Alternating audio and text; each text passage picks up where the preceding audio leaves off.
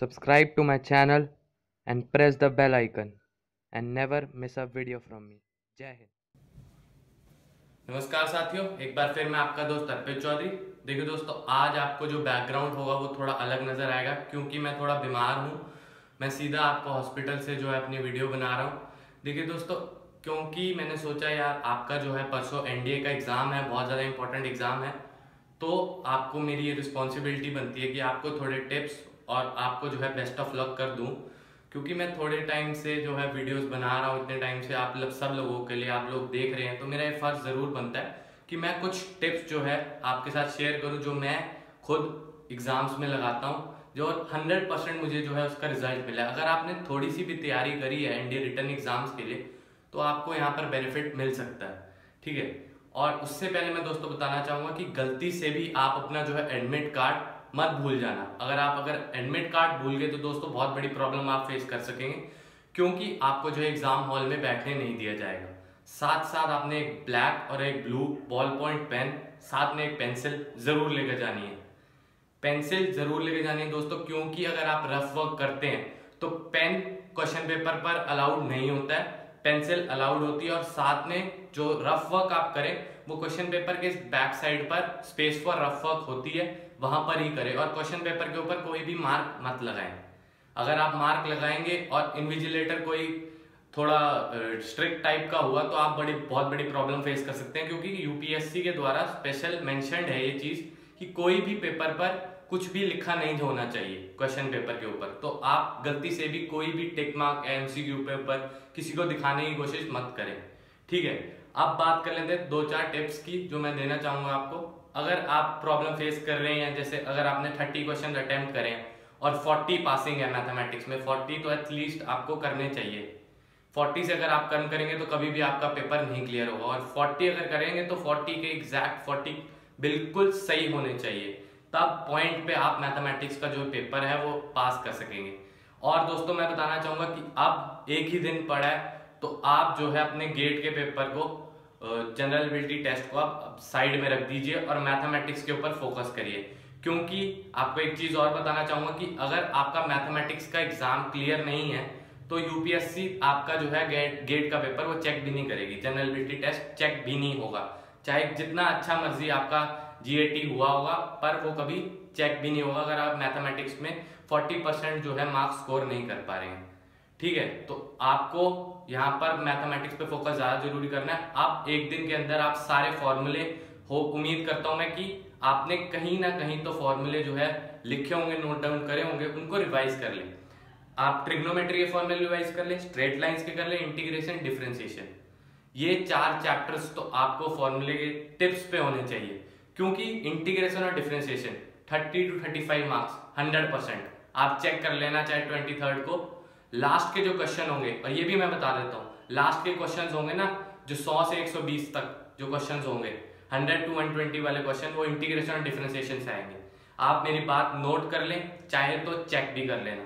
साथ साथ मैं बताना चाहूंगा स्ट्रेट लाइंस के 5 से 6 क्वेश्चन 100%, 3D के भी 5 से 6 क्वेश्चन 100%, ये सब चैप्टर्स के आप फॉर्मूले रिवाइज कर लें। अब बात कर लेते हैं उन लोगों की जो 35 क्वेश्चन सपोज करिए आप करके आते हैं, करने आपको 35 क्वेश्चंस आते हैं, पर पास होने के लिए मिनिमम 40 क्वेश्चंस आपके ठीक होने चाहिए। तो मिनिमम मैं बता रहा हूं, वैसे 40% जो चाहिए, जो मैं रिकमेंड करता हूं अपने हिसाब से कि 40% सबके हो, ताकि मेरिट लिस्ट में आपका नाम आ जाए, ठीक है, एसएसबी के बाद भी। क्योंकि अगर आप सिर्फ 30% हुए 40 क्वेश्चन, तो अगर आप वो करके आएंगे तो बहुत बड़ी प्रॉब्लम होगी आपको मेरिट लिस्ट में, फिर आपका जो है एसएसबी में बहुत अच्छा स्कोर होना चाहिए। इसलिए मैं चाहता हूं कि 40% तो सबके ऊपर, अगर आपको आते ही 30 to 35 क्वेश्चन है तो यहाँ पर आपको प्रॉब्लम फेस कर सकते हैं। तो एक चीज मैं बताना चाहूंगा, जो 5 क्वेश्चन आपके सही करा सकते हैं। देखिए दोस्तों, मैंने जहां तक नोटिस करा है यूपीएससी के हर एग्जाम में 5 से 6 क्वेश्चन ऐसे होते हैं जिसका ऑप्शन ऑल ऑफ दीज होता है। तो मेरी सलाह मानिए, अगर आपको वो क्वेश्चन नहीं आते हैं तो तुक्का मारने के बजाय आप ऑल ऑफ दीज पे आंसर चूज करें, ठीक है। उन 5 या 6 में से मैं डेफिनेटली कह सकता हूं कि 4 क्वेश्चन का आंसर ऑल ऑफ दीज होगा। तो आप ये बात नोट करिए, ऐसी रैंडमली किसी के ऊपर टिक करने के बजाय आप ऑल ऑफ दीज पे टिक करें, ऑप्शन 4th चूज करें। ऑल ऑफ दीज हमेशा 4th ऑप्शन होगा, वही चूज करें, ठीक है, कुछ लोग मेरी बात से सहमत नहीं होंगे, पर मैं कहना चाहूंगा आप बाद में आंसर टैली कर सकते हैं। ज्यादातर ये देखा गया है कि ऑल ऑफ दीज आंसर होता है जिसमें भी, और नन ऑफ दीज कभी भी ज्यादातर ऑप्शन नहीं होगा। ये भी मैं आपको बता देता हूं, अगर 6 क्वेश्चन है और 6 क्वेश्चन में आंसर में ऑप्शन नन ऑफ दीज है किसी में, तो कभी भी उसमें से एक ही ऐसा क्वेश्चन होगा जिसके अंदर नन ऑफ दीज आंसर होगा। ये प्रोबेबिलिटी है ऐसी।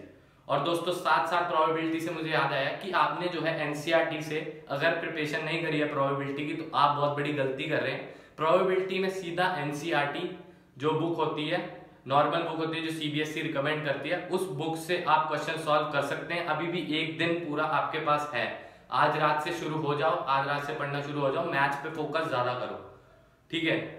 और दोस्तों मैंने जैसे आपको बताया, गलती से भी कोई क्वेश्चन पेपर के ऊपर मार्क मत कर देना, प्रॉब्लम में फंस जाओगे।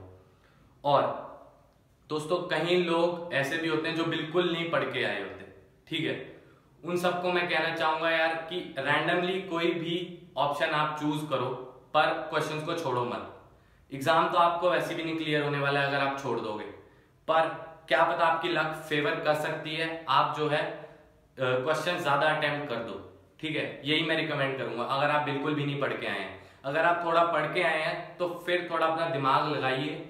जैसे आपको मैंने बताया ऑल ऑफ दीज है तो ऑल ऑफ दीज पे टिक करिए, अगर नन ऑफ दीज है तो एक ऑप्शन छोड़ दीजिए, फिर रैंडमली टिक करिए, पर क्वेश्चन अटेम्प्ट जरूर करना यार, छोड़ना मत, ठीक है। छोड़ोगे तो वैसे ही नहीं क्लियर होना। अगर आप थोड़ा करके आओगे पेपर तो आपको उम्मीद होगी शायद आपकी लक फेवर कर जाए, क्योंकि मैं चाहता हूं यार हर बच्चा जो है रिटर्न तो कम से कम क्लियर करे, एक बार उसको अपॉर्चुनिटी मिली जानी चाहिए एसएसबी में जाने के लिए, ठीक है। तो और साथ साथ ये भी मैं बताना चाहूंगा दोस्तों, अगर आपको एग्जाम नहीं आता तो अपने साथ वालों को तंग मत करना प्लीज, वो मेहनत करके आया। अगर कोई प्यार से खुद दिखाता है तो देख लेना, नहीं तो उन लोगों को तंग मत करना। फिर तो भगवान भरोसे आप जो है रैंडमली आंसर टिक करना, पर क्वेश्चंस को मत छोड़ना। अगर आपको पेपर आता है 40 to 45 क्वेश्चंस आप कर सकते हैं आसानी से, तो कभी भी एमसीक्यू रैंडमली टिक मत करना। ये उन लोगों की बात है जो बिल्कुल पढ़ के नहीं आए हैं, जिनको 10 से 15 क्वेश्चन ही आते हैं सिर्फ, वो तो कर सकते हैं ये काम, पर जो 40 to 45 नंबर क्वेश्चन जो है अटेम्प्ट करके आए हैं वो ये गलती मत करना, फिर आपका पेपर कभी क्लियर नहीं होगा, ठीक है दोस्तों। तो बेस्ट ऑफ लक सब लोगों के लिए, अच्छे से तैयारी करो, अभी एक दिन पड़ा है, ये चैप्टर्स अपने टिप्स पे कर लो जो मैंने अभी बताया है, इंटीग्रेशन, डिफरेंशिएशन, आपका होगा स्ट्रेट लाइंस, 3D, इन सब के फॉर्मूले एक बार, और ट्रिग्नोमेट्री एक बार रिवाइज कर लो अभी, साथ साथ प्रोबेबिलिटी, एनसीईआरटी एक बार फिर सॉल्व कर लो, ठीक है दोस्तों। तो आपसे हम मिलेंगे अपनी नेक्स्ट वीडियो में, ऑल दी बेस्ट, तब तक के लिए जय हिंद।